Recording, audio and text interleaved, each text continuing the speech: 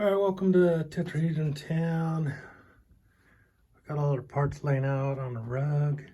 So nice, so nice. All right, so we're gonna talk about all these parts. Well, let's start with the frame. So this 3/4 square tube, I think it's 16th wall. Here is the locking mechanism.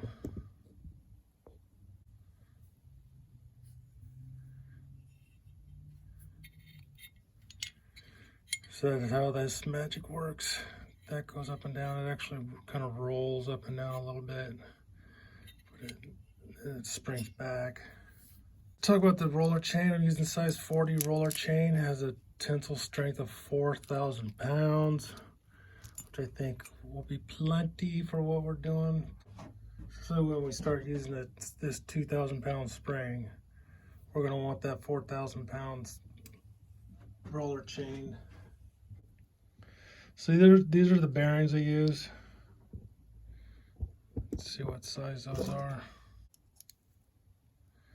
1 3/8, 3/4 inside diameter. Got these on Amazon. They're like 16 bucks for a 10 pack. Not too shabby. Interesting thing is these bearings fit right inside this tube. So a lot of my prototypes will use this tube. Like this is the same size as this right here.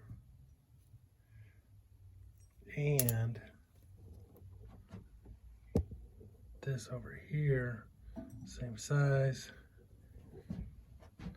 Bearing fits just right in there. So I'm kind of in between lathes right now. So, I mean, there's some slop in there, a little bit of wiggle. But, you know, for what we're doing here, and just figuring some stuff out, it's not too big of a deal. But, you know. So, this is the wheel hub. A little flimsy, might explain the wobble. Goes back in there.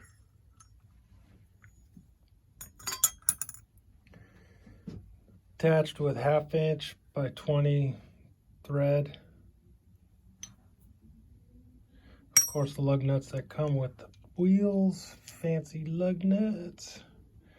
All right, so my rear sprocket. Here's the rear sprocket. It's kind of a Frankenstein sprocket. It's for a bike.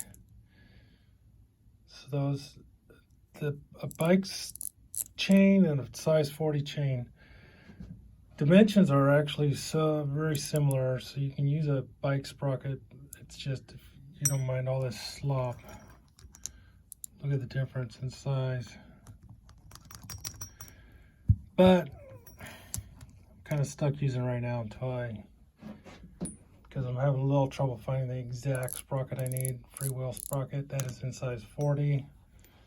So the way I patched together this, got 1 inch tube.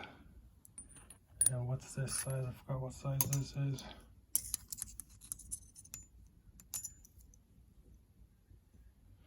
Inch and a half, 1.25 inches. So they kind of stack into each other and then they slide in here.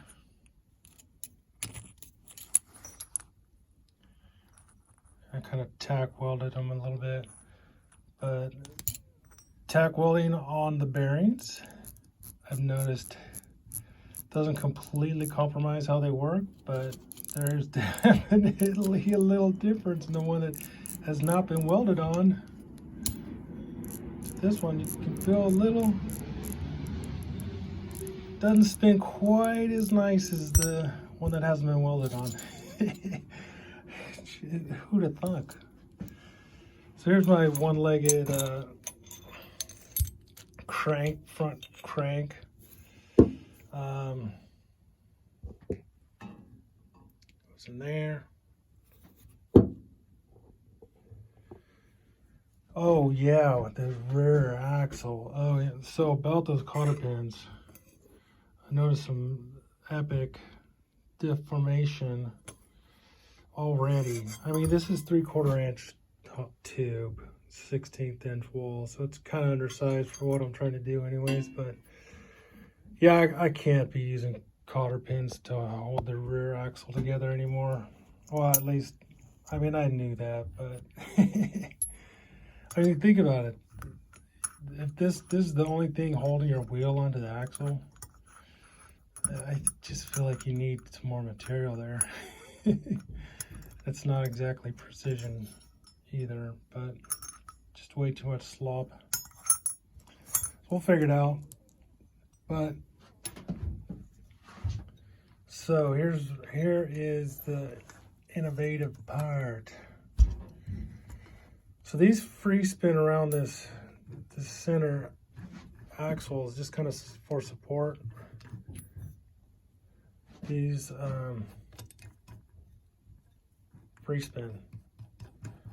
The only way they're connected to each other is through this spring. Let's take this apart and look at it a little bit.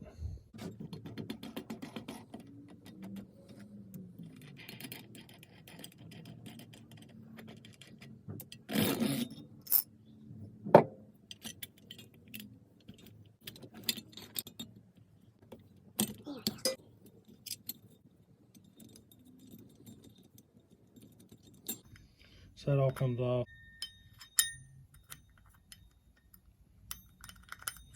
Yeah, there's a lot of slop in there. So I made this sprocket out of 5/16 plate. Took forever to mark out these holes, drill them out by hand.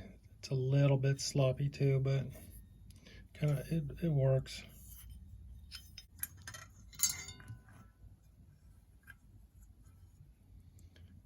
Look at how deformed that spring is.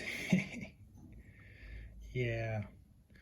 Well, we tried. So we found the lower limits. This is definitely too small. The next one I think is gonna be too big, but it'll be fine.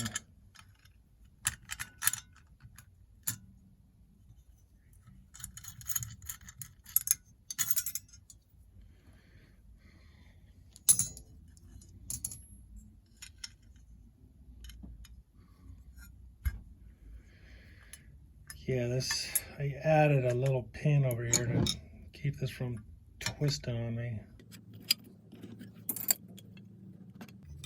Little more, buddy. So that's that. Spring goes in there. Put that nut down on there and it holds it. So that's kind of the basic design for that. This is from a different prototype. Ignore that.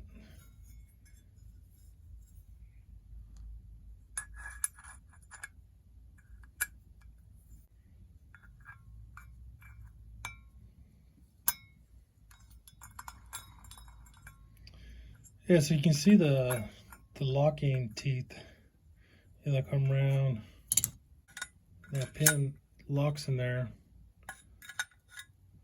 That's it. That's the whole magic. So going forward, just different variations of this. I think it's solid. We just gotta dial in our spring, gear ratios, stuff like that. But it's going good. I'm feeling good about the process. All right, we'll see you next time. Thank you.